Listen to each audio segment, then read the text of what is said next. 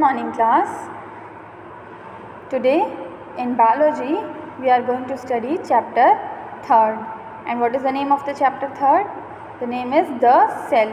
Okay. So students, firstly we will know what is a cell. What is cell, students? Students, cells are the unit of our body, structural and functional unit of our body. Okay, means what is the definition of the cell? The definition is cells are the structural and functional unit of all living beings. Okay, all living beings, either plants or animals, all living beings are made up of cells. Okay, cells are the smallest part of an organism. For example, students, each and every building is made up of brick, right? Brick is the unit of all buildings. In same way, students, the body of all living beings is made up of cell. So cell is the unit of all living beings.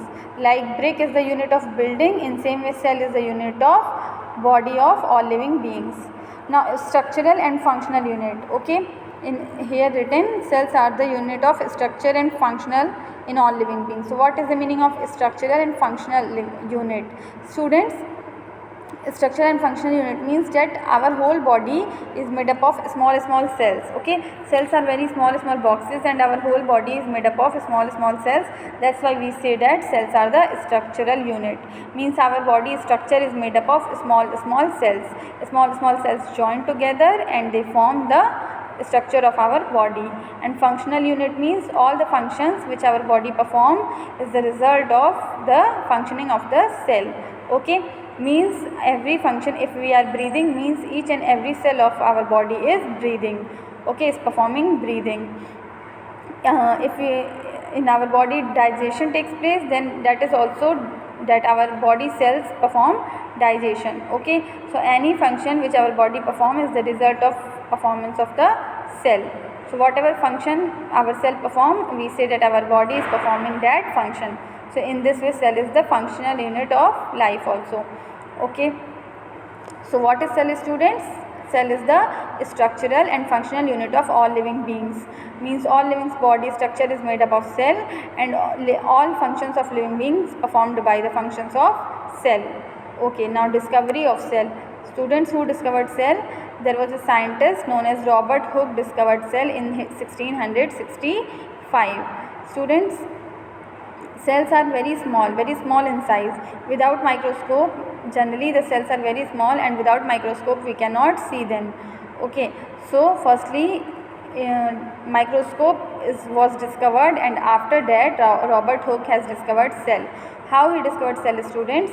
He took a very thin section, a very thin piece of bark of a tree. Okay, Robert Hooke has taken a very thin section, very thin piece of bark of the tree, and bark of the tree is called cork. Okay, and after that thin section he kept on a piece of glass, and he observed that thin piece of the cork under microscope. So what he has seen? He has seen the small blocks are present, which appears honeycomb like structure. Students, you can see like this. Okay, this is a honeycomb like structure. Robert Hooke observed this structure under this microscope in a piece of bark of a plant. Okay, so students, these cells were empty. Robert Hooke observed these cells were empty. Means inside these cells nothing was filled. These cells were empty and wait a minute, students. Okay, these cells are empty and surrounded by only a wall. Okay, from inside these cells were hollow, means these cells were dead. Okay, so who discovered cell? Robert Hooke discovered cell. In which year? In 1665. Firstly the microscope discovery took place, and then cells were discovered. Okay, so and after that, after some years of the discovery of cell, when electron microscope has been discovered, okay, when electron microscope has discovered, then the scientists studied these cells properly. From inside also they studied the cell properly. These cells were hollow, students. The cell which were observed by Robert Hooke were hollow. Why they were hollow? Because these cells were dead. Okay, the cells of the bark of the trees are dead cells, that's why they were hollow. Okay, now students, cell theory. We will study cell theory. What is cell theory? Students, cell theory is some fact. Okay, there were some scientists who studied the cells very properly, and they have told some facts about the cells. Okay, some points about the cells. These points together are called cell theory. Okay, what is cell theory? It is the fact about the cell. Okay, some facts about the cells. Okay, who has given cell theory? Who has proposed this cell theory? Schleiden and Schwann. Okay, Schleiden and Schwann were two scientists who proposed cell theory. Okay, cells, what are the points in cell theory? Students, they have told some points, some facts about cell, and these points are this and these points are this and this. Okay, the first is cell are structural and functional unit of living organism. Means I explained you that every living organism's body structure is made up of cell, and every living organism's body functions are also performed by cell. So they are the structural and functional unit of living organism. And the second is new cells arise by the division of pre-existing cells. Means how the new cells can be formed? Means students, earlier there is one cell. Okay, this cell will divide into two parts, and then two cells will be formed. Earlier there was only one cell, but now there are two cells. So one cell is old and one cell is new. So how these two cells performed, how new cells produced, how these two new cells produced?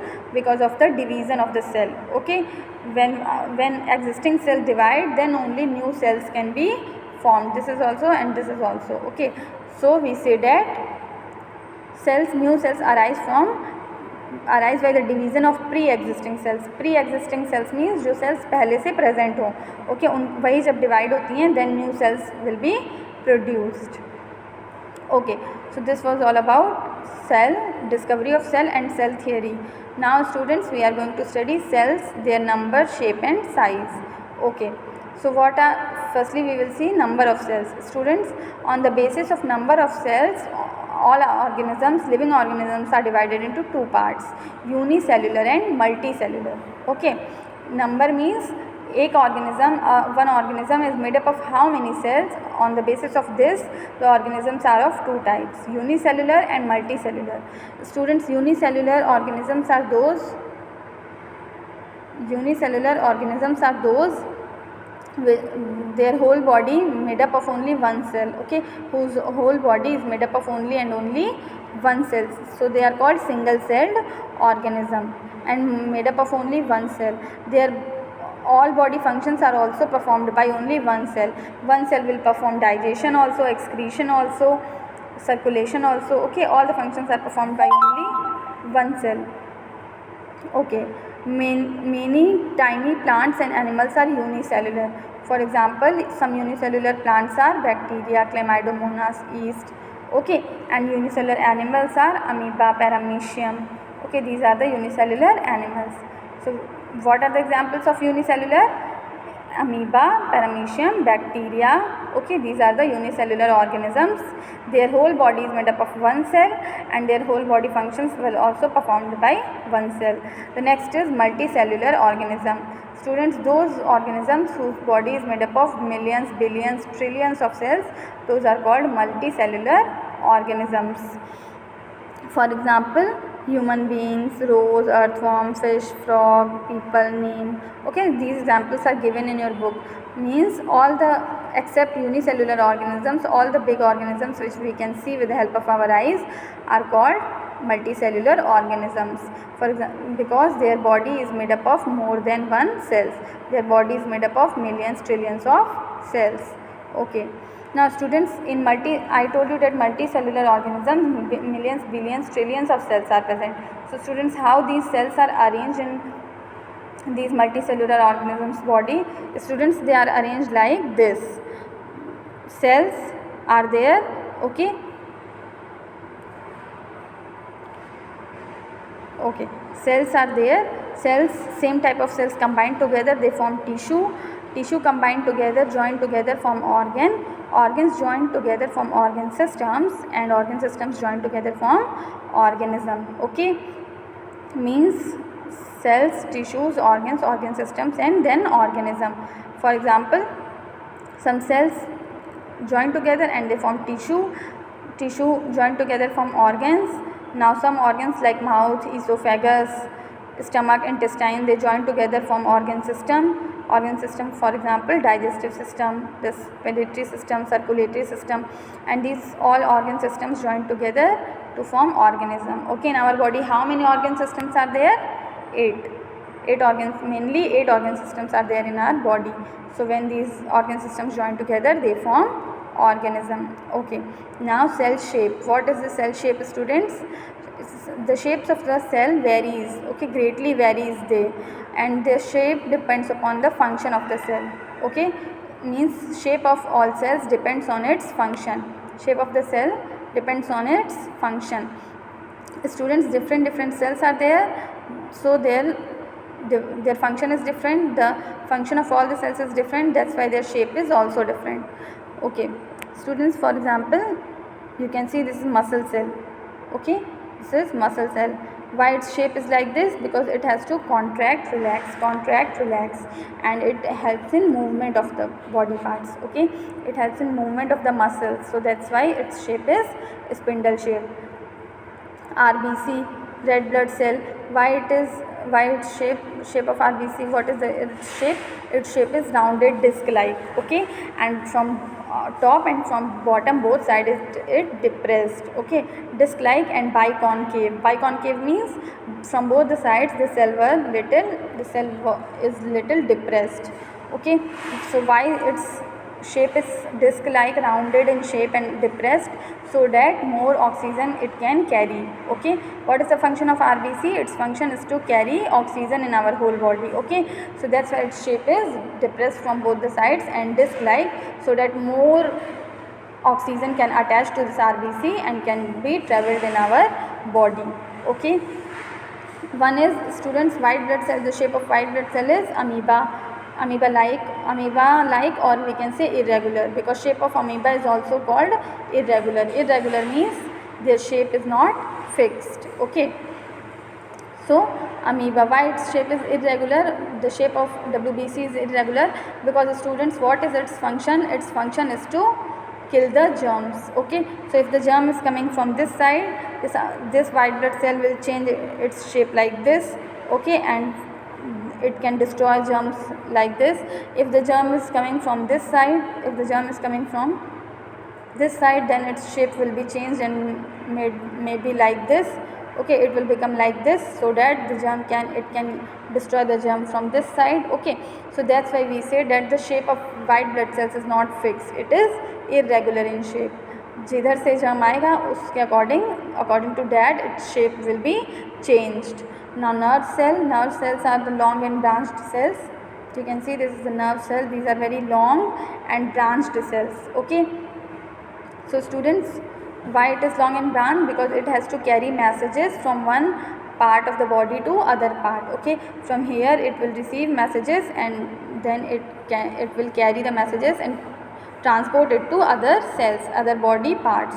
Okay, so that's why we say that the shape of nerve cell is long and branched. So students, as its function and same as its shape. Okay, जैसा जिस cell का function होता है उसी के according उसकी shape भी होती है.